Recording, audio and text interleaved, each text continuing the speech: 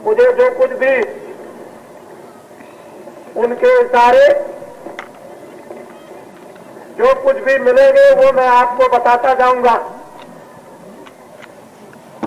कल 10 बजे लगभग यहाँ पर बेटियां उपस्थित हो गए, सबके साथ और सामान वगैरह जो है और बच्चों की संभाल, अगर बच्चे ले जा सकती हो तो साथ में ले लेना, नहीं तो अपने पतियों की गोद में छोड़ देना।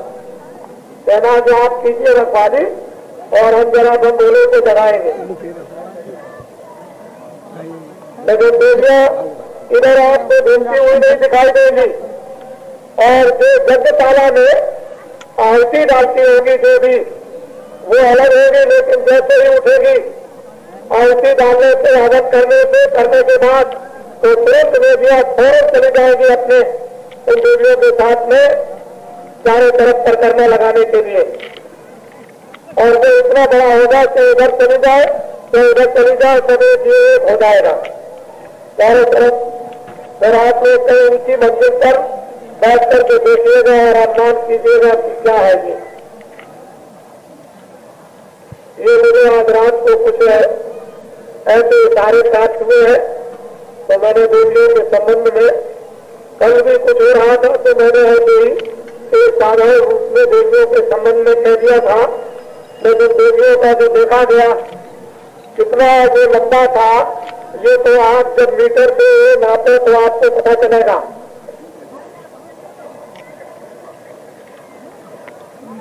और सभी लोग इसमें मोहब्बत और प्यार से भाग ले। ये दौलत सबकी है, किसी की एक की नहीं।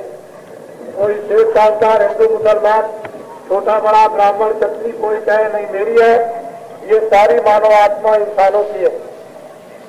ये तो जब फकीर और महात्मा आते हैं तो ऊपर से बर्दाश्त करते हैं, चांद के ऊपर बरसा देते हैं। जिनका खेत बना हुआ होता है पानी रुक जाता है और उसमें बड़ी पैदावार होती है। अपनी आंख को, अपने मन को, बुद्धि को, दिल और दिमाग को थाम करके रखो। जो उसकी वर्षा हो उसको अपने अंदर रखो, बहने मत दो। तो अभी थोड़े ही चंद दिनों में आपको अपने अंदर स्वयं ही खुद ब खुद मालूमात हो जाएगा। इसमें धोखा देने की क्या जरूरत आवश्यकता है। ये जो कुछ भी बाबा जी तो ये कार्यक्रम करके बाहर अपने काम में निकल ही जाएंगे। अब तो थोड़े से दिन रह गए, आज 22 तारीख हो गई, 25 को ये आखिरी समय है शिवरात्रि के शुभ दिन, और अब दिन ही कितने रह गए। ये तो ऐसा समय चला गया जैसे कुछ था ही नहीं।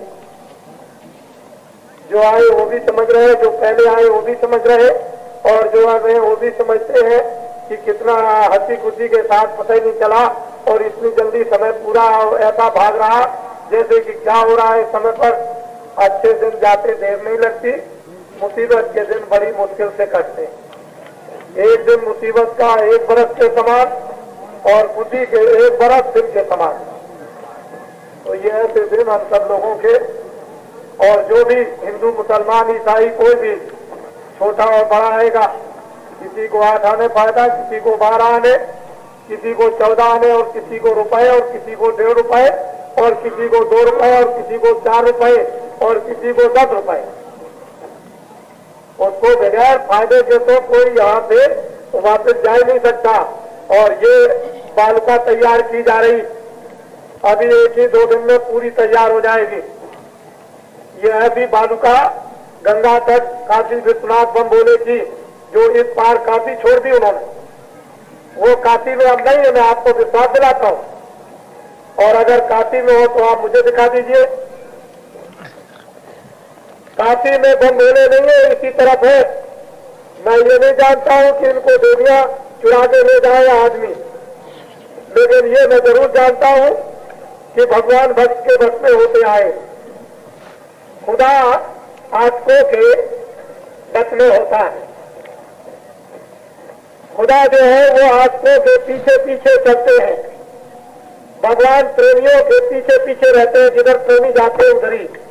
तो मैं ये नहीं जानता हूं कि ये किधर चले जाए, लेकिन ये मैं विश्वास दिलाता हूं कि काशी में नहीं है।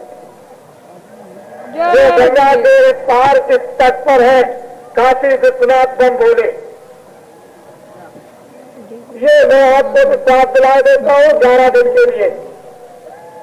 15 तारीख से 25 तारीख तक तो यहाँ है, और फिर अगर इन्होंने जगा दिया और कहीं रम गए इनमें तो मालूम में किधर चले जाए ये मैं नहीं कहता, ये उनकी बुद्धि की बात। लेकिन ये बात मैं आपको बता देता हूं, इतना बड़ा जन समुदाय नर नारी बच्चे बच्चियों का आपको इस काशी में तो कभी दिखाई दिया नहीं होगा। और खास करके इस रेती में यहाँ पर 1-2 दिन की 1 घंटे की बात होती तो कुछ कहा भी जाता। यहाँ तो सब तूफान आते हैं, पानी बरसते हैं, लेकिन ये सब के सब उसी तरह से जैसे शहरों में लोग मकानों में रहते हैं वैसे ही पड़े हुए। और जिसकी यहाँ मृत्यु होगी, ये किराए का मकान जिसका वहाँ खाली होगा वो उधर जाएगा, उस तरफ जाएगा, वो मुबारक है, और भाग है उसके जिसका समय इन दिनों में उसका यहाँ पूरा हो जाए। कितना उसका बड़ा ऊंचा भाग है, चाहे बच्चा हो, चाहे बच्ची हो, चाहे जवान हो और चाहे बुढ़ा हो। लेकिन इस रेती पर इस कार्यक्रम में जिसका शरीर छूटेगा उसके कितने ऊंचे भाग होंगे ये तो भगवान जाने। यहाँ बाबा जी ने जो कुछ भी कहा वो सब आपके सामने है, सब सामने हो जाएगा। देखिए आप आज 22 तारीख है, कल कितना आदमी टूटता है। कल के आदमियों को आप जरा देखिएगा, इस रात तक कल कितना आदमी चलता है जो हमारे पास खबरें आई। लेकिन अफसोस है हमको भी बहुत तकलीफ कि ट्रेन की व्यवस्था ना हो सकी।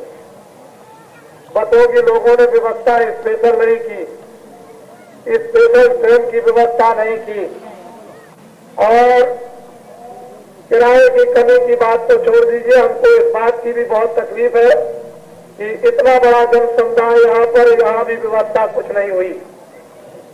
लेकिन हम अपने काम में पक्के और पूरे हैं, क्योंकि यहाँ परीक्षा की दरी का सामान तैयार करने आए तपस्या, इसलिए हम उसको बुरा नहीं कुछ मानेंगे। जो सब करते हैं वो जैसे भी पैदल आए, 2 दिन मुसीबत उठा करके आए, गाड़ी छूट जाए न मिले, उसके बाद तीसरे दिन चौथे दिन आए, घर से निकल पड़े होंगे। अभी बहुत से स्टेशनों पर पड़े हुए हैं, गाड़ियां नहीं मिलती हैं, भीड़ लगी हुई है।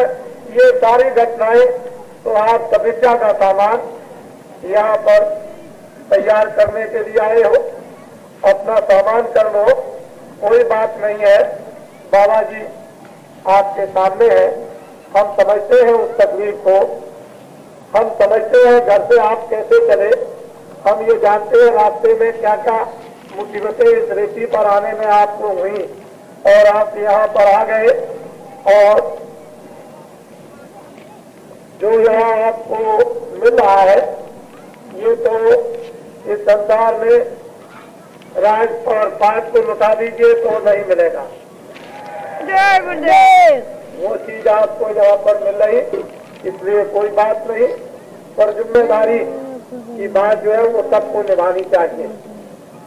हिंदुस्तान के सभी लोग, सारी संस्थाओं के लोग, सारे मजहबों के लोग इकट्ठे हो जाए, लेकिन इतना जन समुदाय इस जंगल में ऐसा इकट्ठा नहीं कर सकते हैं, वो आपके सामने उपस्थित है।